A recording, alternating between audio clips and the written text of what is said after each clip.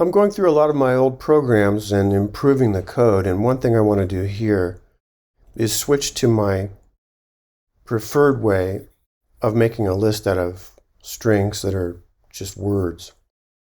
And that is to use split. So you have a single string and then you split on a space or comma space or something. And then that produces the list for you. And the benefit of that is you don't have so much punctuation. Like, look at all these quotes and commas. So it's a matter of making a little change here. And I'm going to use a regular expression to do it. So I'm going to say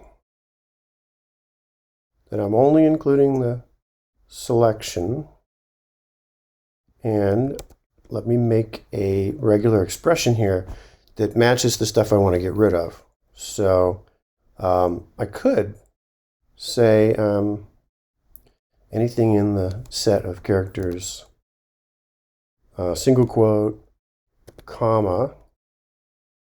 Look at that. Okay, so that got the single quotes and the commas.